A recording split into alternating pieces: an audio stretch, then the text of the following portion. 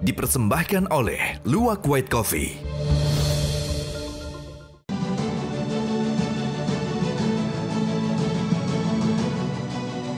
Selamat malam para pemirsa, ketemu lagi di Hot Room dengan saya, Hotman Paris. Citra kepolisian diuji terus-menerus oleh berbagai kasus dan skandal, dari mulai kasus Sambo sampai sudah ada 4 petugas kepolisian yang sudah dinyatakan bunuh diri. Apakah ini murni bunuh diri atau ada apa? Di satu pihak, Bapak Kapolri sudah menyatakan tidak akan melakukan tebang pilih kepada oknum kepolisian yang melakukan pelanggaran. Apakah benar survei yang menyatakan bahwa citra kepolisian meningkat tajam di mata masyarakat? Inilah Hot Room, presisi Polri diuji. Terkait dengan fenomena penyimpangan, sebagaimana teori rotten apple, maka kami akan terus melakukan tindakan tegas tanpa pandang bulu melalui mekanisme hukuman disiplin, kode etik maupun pidana sesuai dengan regulasi yang ada.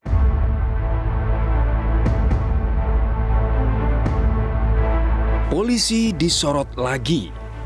2 kasus besar, Ferdi Sambo dan Teddy Minahasa, telah menyedot perhatian masyarakat. Ditambah lagi kasus pembiaran tindakan penganiayaan yang dilakukan oleh anak AKBP Ahirudin yang berujung pada pemeriksaan harta kekayaan oleh KPK. Saya tidak akan memberikan toleransi kalau masih ada yang kedapatan, pejabatnya saya copot. Saya tidak peduli apa itu Kapolres, apakah itu Direktur, apakah itu Kapolda, saya copot. Demikian juga di Mabes juga sama, tolong betul-betul diperhatikan. Kita patut mengapresiasi Polri yang tidak pandang bulu, melakukan bersih-bersih dan menindak tegas anggotanya yang melakukan pelanggaran. Namun bagaimana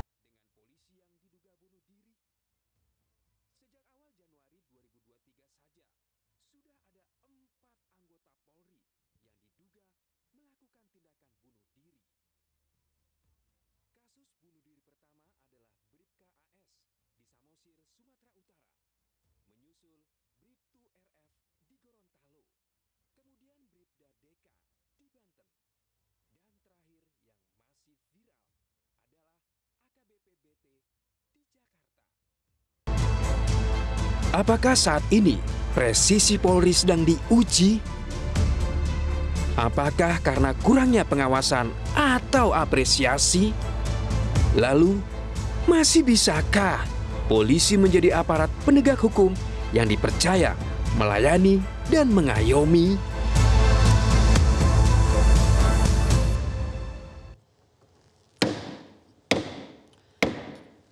Sebelum kita berdiskusi debat malam ini, salah satu kunci sukses Hotman selalu kopi kesayangan Hotman, White Coffee.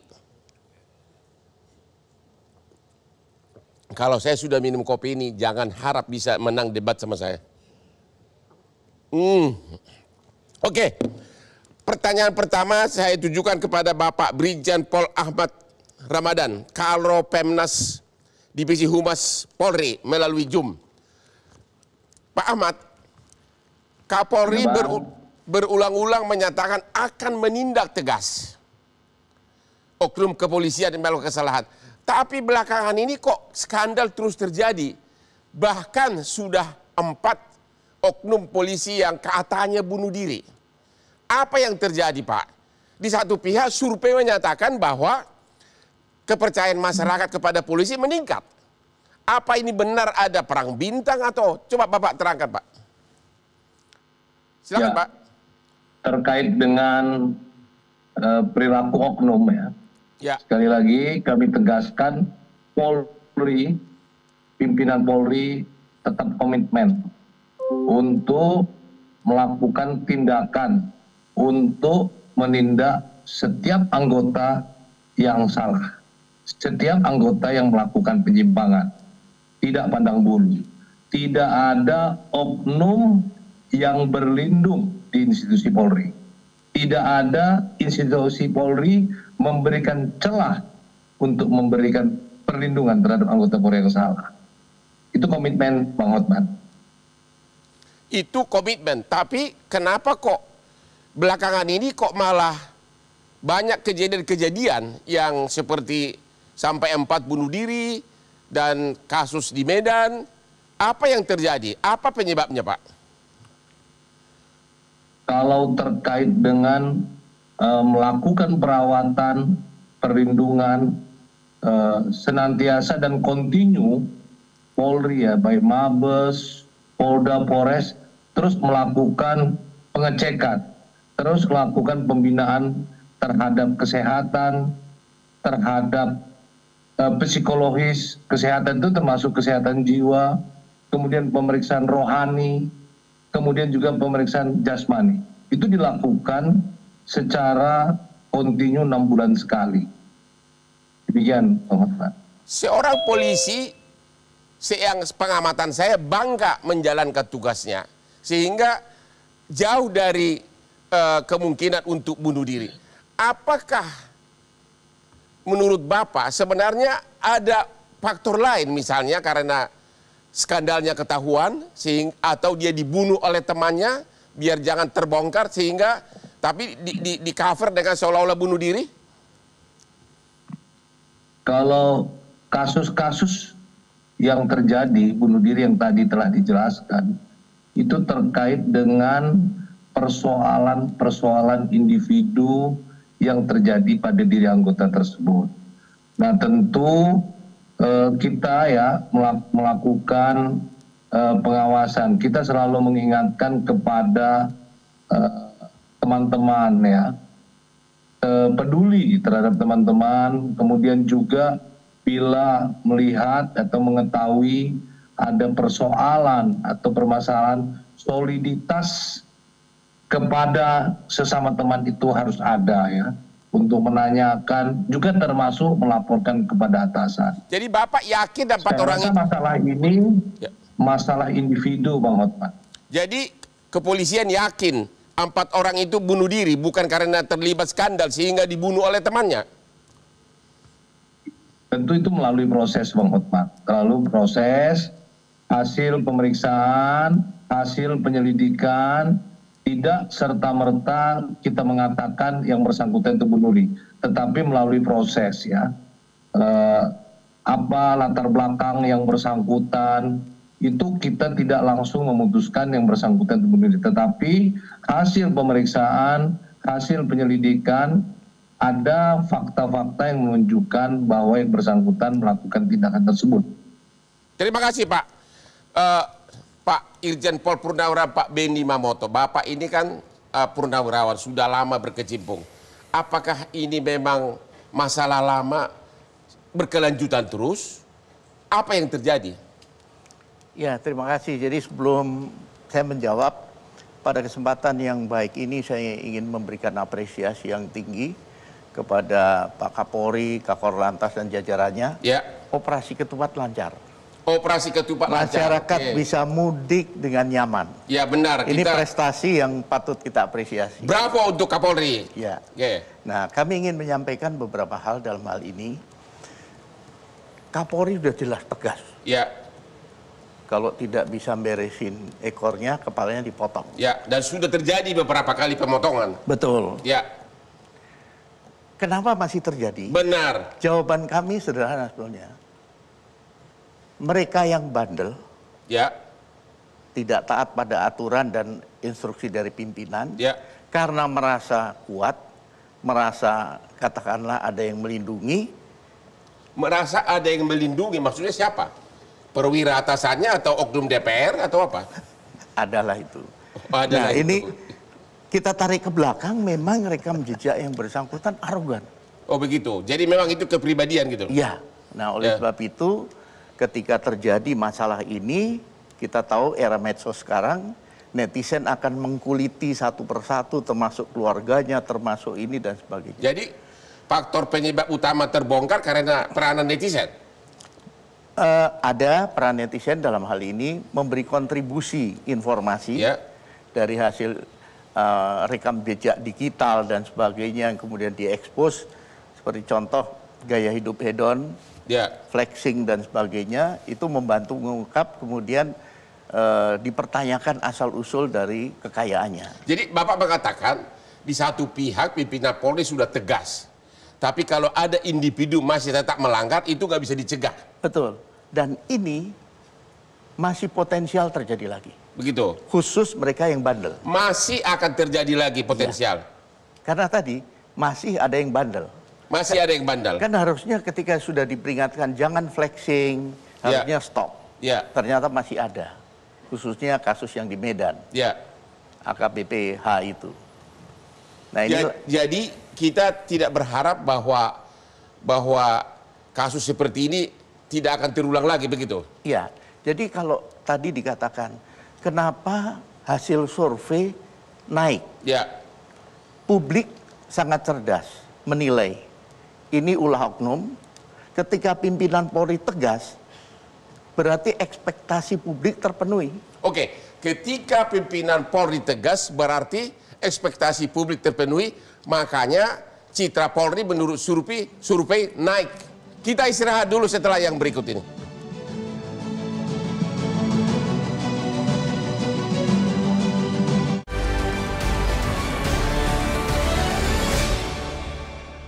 Dipersembahkan oleh Luwak White Coffee.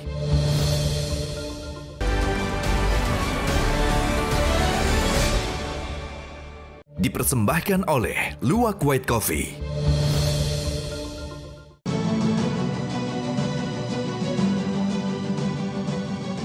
Ketemu lagi di Hot Room. Berikut ini kita akan melihat indeks kepercayaan masyarakat pasca sesudah kasus Sambo. Pada waktu kasus Sambo terbongkar, beginilah indeks kepercayaan masyarakat, ya. 76, kemudian menurun, ya. Waktu sebelum kasus Sambo 76,4%. Kasus Sambo turun menjadi 69. Sesudah kasus Sambo divonis naik menjadi 73,2. Jadi citra kepolisian itu di mata masyarakat menurut survei naik sangat tinggi. Pertanyaannya kepada Pak Saroni yang sedang berada di Jepang, ya melalui Zoom, apakah Anda setuju dengan hasil survei ini? Yang kedua, pada saat pimpinan Polri begitu tegas, kenapa kok skandal demi skandal, kasus demi kasus terjadi terus seperti Anda termasuk yang berhasil membongkar kasus di Medan? Silakan. Terima kasih, selamat malam para bapak-bapak yang ada di studio. Terkait dengan masalah penilaian publik yang sekarang ini naik setelah banyak hal yang dilakukan oleh Pak Kapolri menindak tegas dari para anggotanya yang di daerah. Ini bentuk bukan hanya karena faktor ada masalah aja, tapi ada pelayanan publik lain yang masyarakat dapat menerima keadilan cukup baik. Nah, disitulah bukti bahwa padahal survei itu naik bukan karena ada kasus yang sedang berjalan atau lagi sedang viral saat ini. Tapi masyarakat semakin pintar seperti kasus di Medan. Sebenarnya anggota polisi dari dulu selalu pasti ada masalah para oknum-oknumnya. Tapi kalau dulu itu tidak bisa dipublikasi oleh media sosial, sekarang ini sangat mudah orang merhatiin dan mempublikasi dan akhirnya viral. Maka itu karena viral inilah kita juga berterima kasih kepada masyarakat memantau dalam pengawasan kepada anggota Polri dari Sabang sampai Merauke. Tapi bagaimanapun apa yang dilakukan oleh Pak Kapolri pada saat sekarang ini adalah rangkaian pada proses bersih-bersih walaupun tidak sempurna. Tadi Pak Beni Mamoto mengatakan masih ada yang akan arogan. Saya yakin Pak Beni, pasti dengan kejadian ini mereka semua untuk menahan diri dalam rangka tidak berhedon-hedon. Tapi kalau ada anggota polisi yang memang berani mempertanggungjawabkan dan melaporkan itu kepada pimpinan dan kepada kepada LHKPN misalnya melaporkan, menurut saya sah-sah saja orang melakukan hobinya. Tapi bila mana harta yang dipertanggungjawabkan itu bisa dibuktikan secara administrasi. Jadi menurut Bang Hotman, ya, menurut Pak Saroni, ya. Anda setuju nggak hasil survei ini bahwa benar citra kepolisian itu lagi naik sangat tinggi di mata masyarakat? Setuju atau tidak? Setuju. Kan jangan dilihat karena ada kasus di Medan, ada kasus ya, ada misalnya bunuh diri, itu kan ada pada masalah pribadinya masing-masing. Kita tidak bisa menyimpulkan juga pada pokok bahwa ada kaitannya dengan perkara yang sedang dilakukan oleh yang bersangkutan misalnya. Tapi survei itu kan tidak pada melihat adanya sekarang pada saat viral, tapi pelayanan publik yang dilakukan oleh kepolisian menurut saya sangat baik dan ini harus dijaga. Makanya berkali-kali saya minta selalu sama Pak Kapolri untuk sikapnya selalu tegas kepada anggota. Jangan pandang bulu, siapapun yang bertindak untuk merasakan masyarakat sikap. Terima kasih. Jadi Pak Kapolri kok. Pak Saroni setuju bahwa citra kepolisian sedang naik tinggi sekarang ini. Sekarang saya mau tanya kepada Laiku Johnson Panjaitan. Ya. Anda setuju dengan survei tersebut? Saya nggak setuju karena menurut saya polisi sekarang ini sedang mengalami gangguan kepribadian antisosial. Hah? Yang gangguan kepribadian siapa? Ya itu yang terjadi. Emang Anda psikolog, Anda kan pengacara. Iya, tapi faktanya begitu. Presidennya ngomong, ini dibenahi apa segala macam. Yang terjadi itu yang terakhir di Medan itu ya. Ya. Sudah 4 bulan baru ini. Kalau dibilang ditindak bersih-bersih, emang Kapolresnya ditindak sesuai dengan pengawasan melekat? Enggak.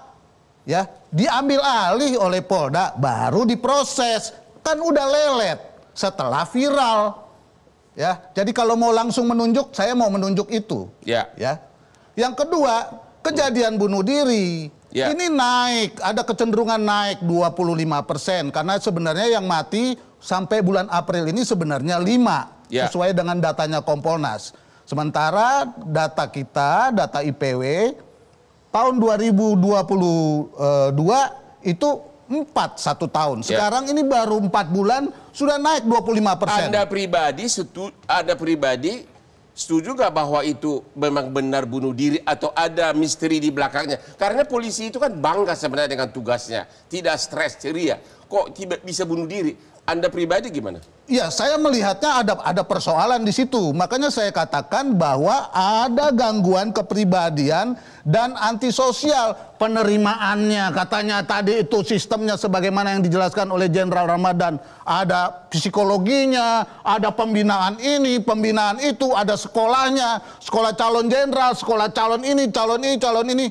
Naik pangkat, bunuh diri.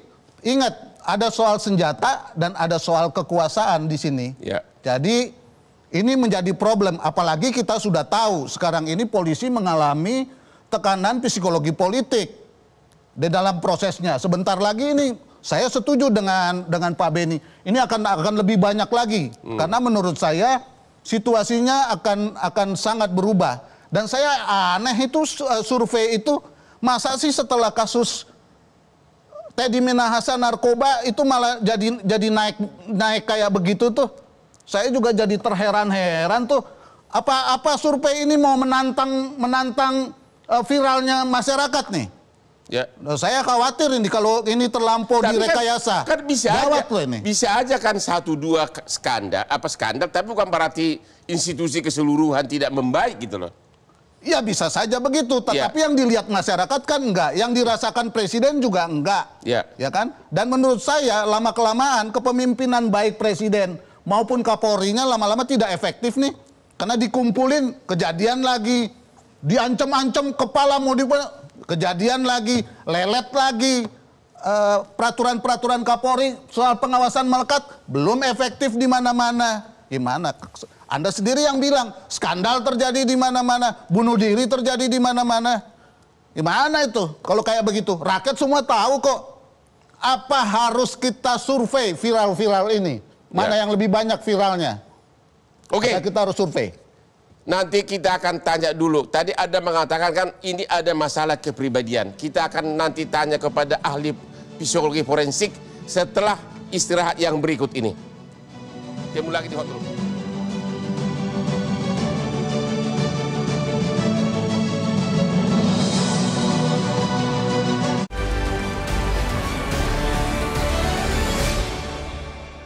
Dipersembahkan oleh Luwak White Coffee.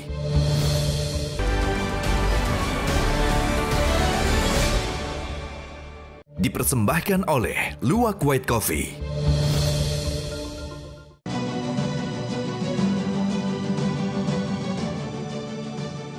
Ketemu lagi di Hot Room. Seperti biasa, otak Hotman itu jernih kalau sudah minum kopi kesukaan Hotman, White Coffee. Aduh, gila nikmat banget. Pak Reza Indragiri, ahli psikolog forensik. Di satu pihak, kita punya Bapak Kapolri yang sangat berwibawa dan saya pribadi pengagum beliau. Tadi beliau mengatakan bahwa kasus-kasus yang belakangan ini terjadi itu adalah masalah individu. Tapi dia mengatakan dia nggak percaya kepada survei ini. Anda gimana pendapatnya? Termasuk percaya nggak ada itu bunuh diri itu sampai 5 orang? Bicara survei dulu ya Bang Hotman. Kenapa? Bicara survei dulu ya. Survei dulu. Ketika sebutlah kepercayaan terhadap Polri itu dari waktu ke waktu terus naik, sebetulnya kita ingin memaknai apa dari situ? Tawaran saya, Ya. bagaimana kalau kemudian meningginya kepercayaan itu dikaitkan dengan situasi keamanan? Oke. Kalau tawaran itu diterima, sayang beribu sayang, ternyata hasil survei itu tidak ada hubungannya sama sekali dengan situasi aman atau tidak aman. Contoh, Ya. Februari sampai Maret dikatakan bahwa tingkat kepercayaan naik berdasarkan survei. Ya. Tapi data dari Pusiknas Polri sendiri menunjukkan dari Februari sampai Maret ternyata terjadi peningkatan data kejahatan bulanan. Ya. Itu artinya sudah, sebagaimana saya katakan barusan. Betapapun anggaplah ada survei yang menyimpulkan bahwa kepercayaan terhadap Polri naik, tapi ternyata angka kejahatan juga naik. Itu kan dua hal berbeda. Oh tidak bisa. Kejahatan di satu begini, pihak. Bang Hotman. Tapi kan Begini, harus kita pahami bahwa kepercayaan masyarakat merupakan instrumen utama yang dibutuhkan oleh institusi kepolisian agar bisa bekerja secara efektif. Salah satu indikator efektivitas kerja kepolisian adalah keamanan. Dalam kurung menurunnya angka kejahatan. Nah, kembali, bisa saya katakan berarti merupakan sebuah teori bahwa ternyata peningkatan kepercayaan publik di Indonesia justru berbanding terbalik dengan keamanan di Indonesia. Potret ini tergambar dalam kurun Februari sampai Maret paling tidak. Nah, alhasil, maaf nih, saya bersyukur kalau memang kepercayaan terhadap Polri itu meninggi. Tetapi terkait dengan seberapa jauh Polri sendiri mampu menciptakan situasi lebih aman dari waktu ke waktu, tampaknya masih merupakan persoalan serius. Kenapa kemudian menjadi persoalan serius? Barangkali memang ada sangkut pautnya dengan masalah individu per individu. Individu per individu. Individu per individu. Artinya bisa saja pimpinan Polri sudah on the track, tapi kalau individu-individuan itu kan masalah pribadi. Saya tidak bersepakat kalau masalah mikro dipisah secara absolut dari dimensi makro. Dengan kata lain, sesaat lalu saya katakan ini masalah individu per individu, sesungguhnya Polri sebagai sebuah institusi sama sekali tidak bisa berlepas tangan.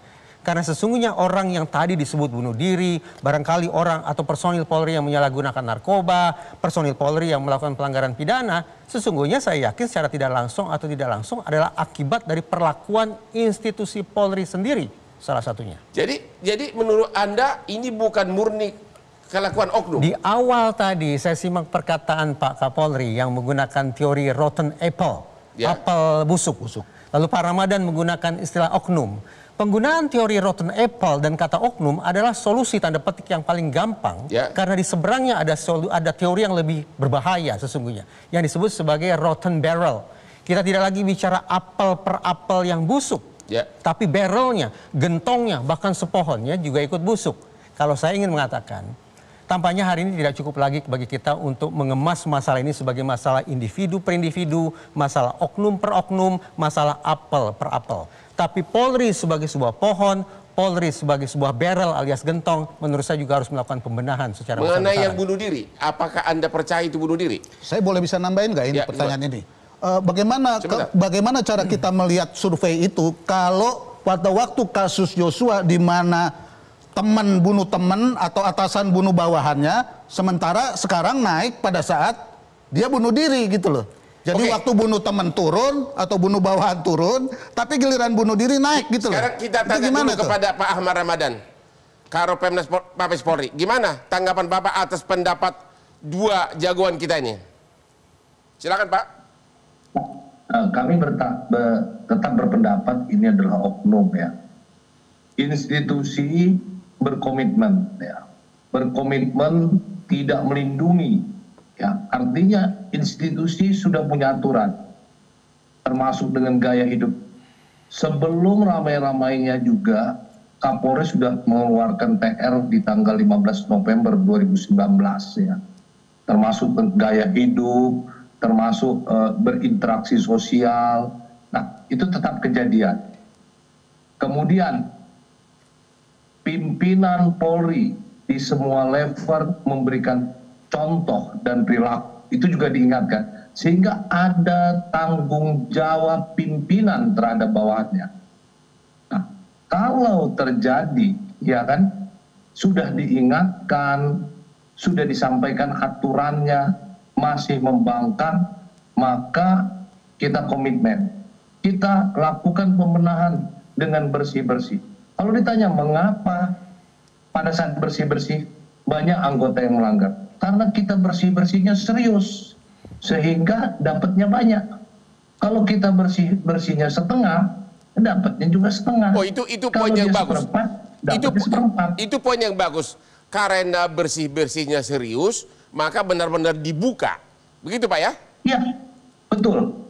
Kalau kita setengah-setengah, ya mungkin pelanggaran 1-2. Kalau setengah-setengah mungkin malah ditutupi Pak ya. Justru yang sudah kebongkar dibuka ke publik begitu. Hasilnya tidak maksimal. Kalau kita setengah-setengah, bisa jadi ada yang melanggar tidak dapat. Ada sehingga tidak muncul, tidak menghasilkan keadilan. Wah, ini pendapat yang dari tidak pandang bulu. Pendapat atas, bawah, semua level. Mau Kapolres, mau Kapolda, mau Direktur seperti disampaikan.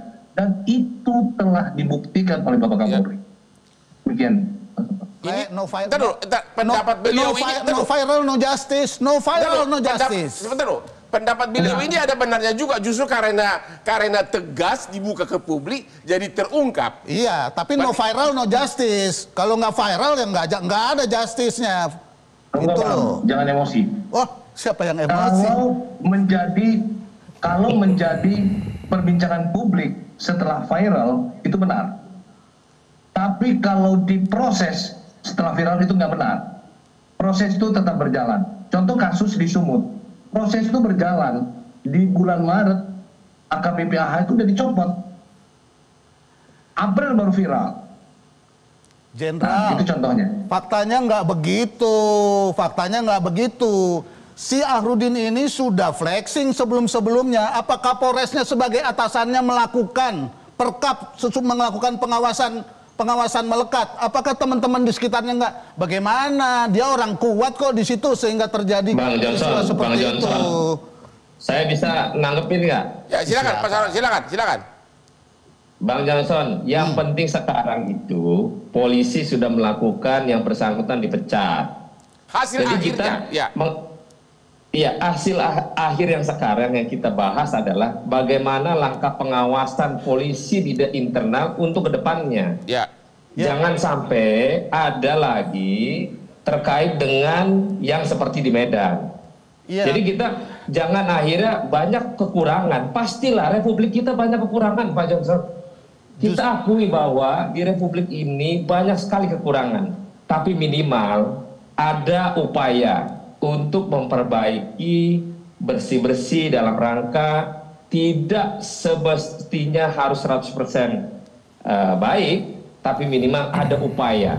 untuk melakukan sesuatu pembersihan ini dalam rangka untuk menindak pada anggota-anggota yang sudah diingatkan tapi diabaikan. Maka itu fokus ke depan ini adalah bagaimana pengawasan Polri lebih kencang atas perintah Kapolri selanjutnya di daerah-daerah. Mungkin itu aja sebenarnya. Jadi kita perdebatan yang akhirnya percuma, Bang Johnson, kan semua sudah Sambo sudah dihukum mati, Teddy Minahasa dalam perjalanan dihukum mati, si AKBP AH dipecat. Nah, kita yang ke depan kita jagain polisinya bersama-sama kita bangsakan.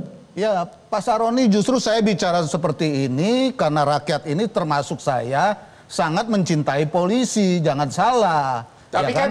Tapi saya harus bicara jujur, faktanya. Tapi kan hasil bersih-bersihnya sudah terbukti. Ya, tapi ada problem bahwa tidak bisa cuma melulu inisiatif dari kepolisian. Ternyata harus ada no viral, no justice, dan itu pun prakteknya ternyata ada lelet. Dan secara peraturan yang dibuat untuk pengawasan melekat tidak efektif. Oke, kan itu kita teaser dulu. Setelah yang berikut ini ketemu lagi di Hot Room.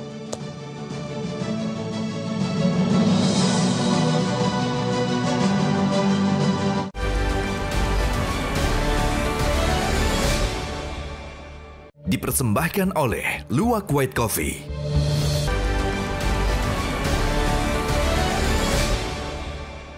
Dipersembahkan oleh Luwak White Coffee.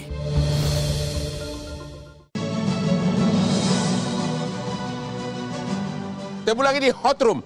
Bapak Irjen Pol Beni Mamoto dari Kompolnas.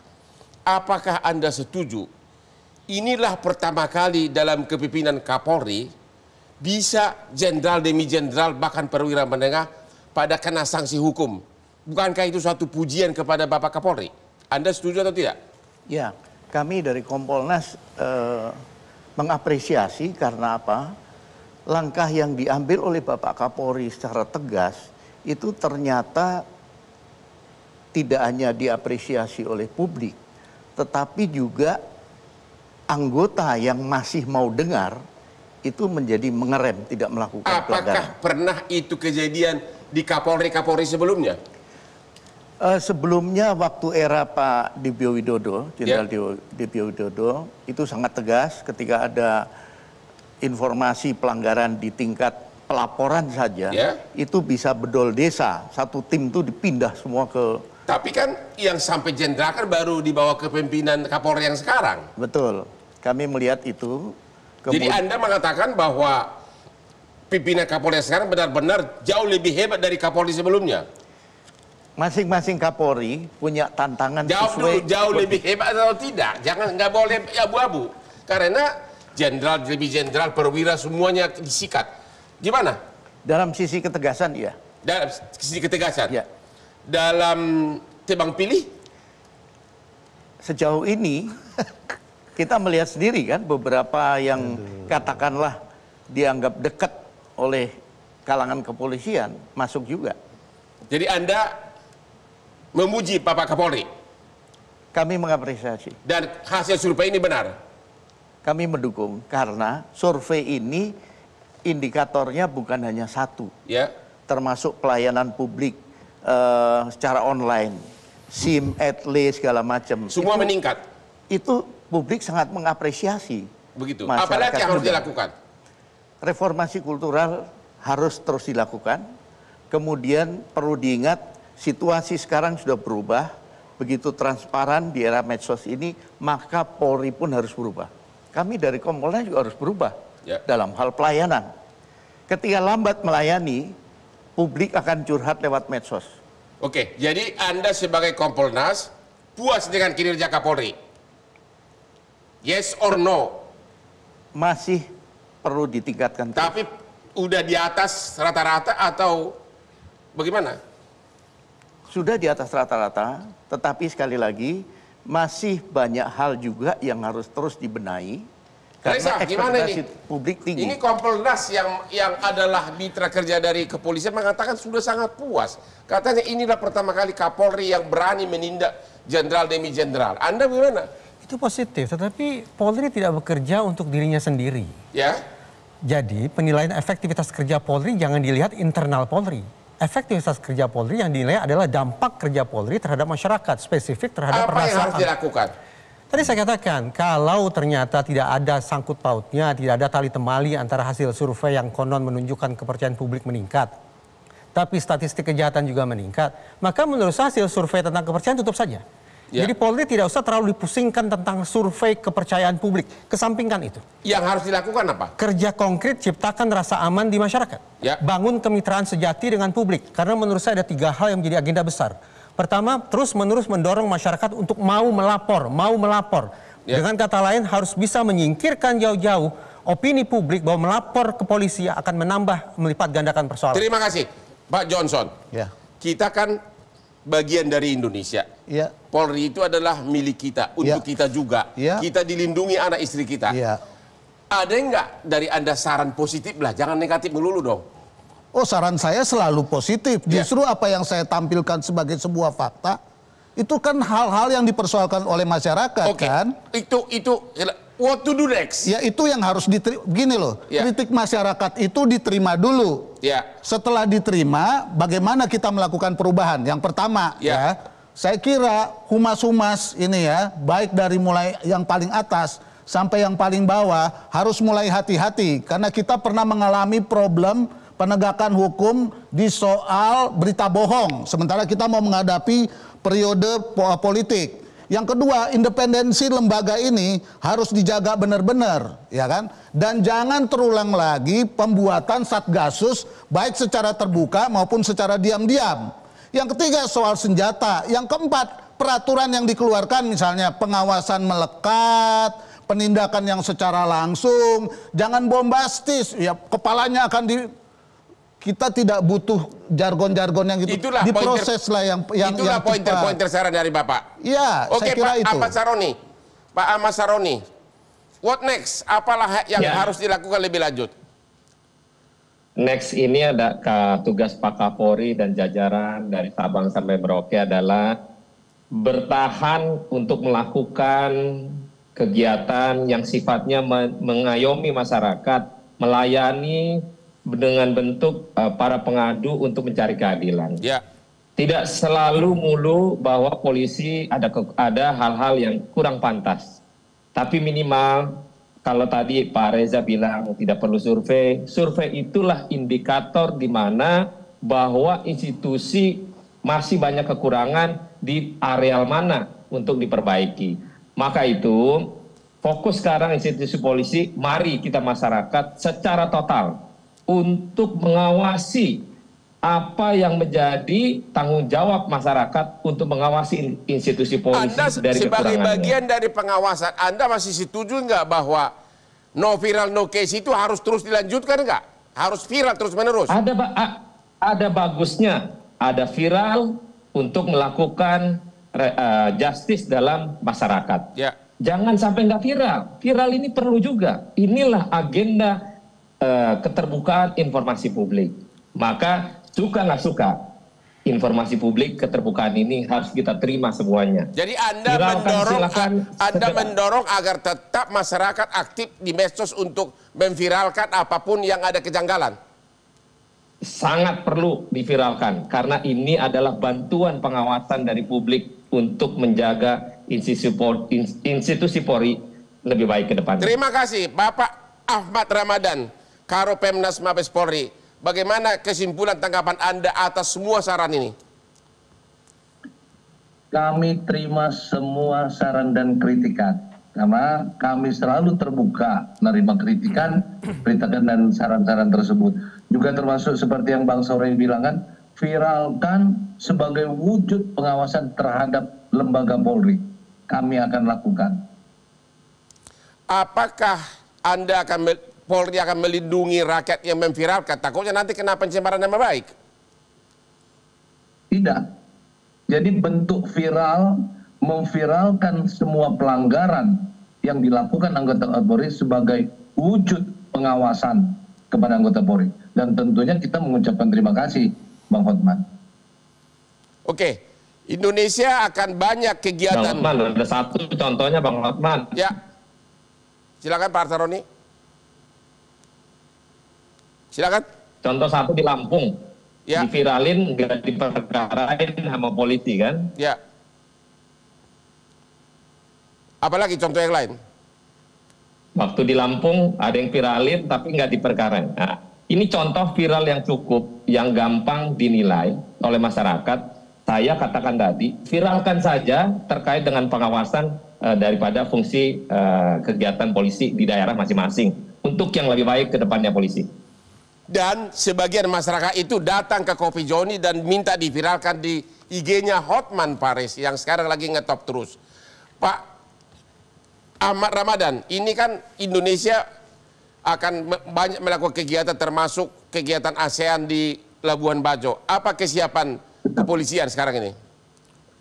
Ya, dalam pelaksanaan pengamanan KTT ASEAN atau ASEAN Summit ini, kita telah menyiapkan 2.627 personil gabungan dari Mabes Polri, Polda, NTT, dan tentu kita bersinergi dengan rekan-rekan TNI dan aparat stakeholder lainnya.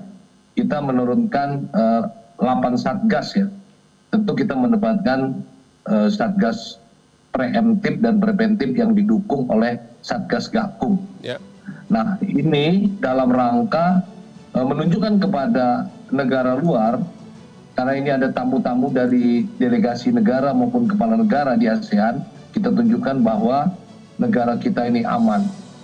Kita masih memiliki destinasi yang terbaik di NTT, yaitu Labuan Bajo dan juga Pulau Komodo. Terima kasih, Pak. Wujudkan aman, lancar. Oke, terima kasih. Demikianlah akhir dari diskusi kita malam ini. Dan ada 2 poin yang penting, yaitu viral dari warga masih tetap didukung, ya, agar tetap memviralkan setiap ada kejadian. Yang kedua, bahwa dalam kepemimpinan Kapolri yang sekarang banyak perwira maupun jenderal yang sudah kena sanksi berkat ketegasan beliau. Inilah akhir dari diskusi kita malam ini. Jangan lupa nonton Hot Room setiap hari Rabu jam 9.30 malam hanya di Metro TV.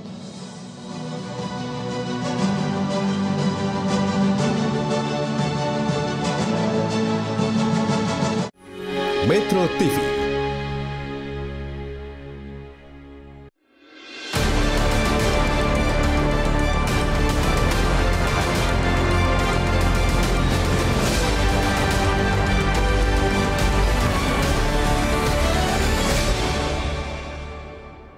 Dipersembahkan oleh Luwak White Coffee.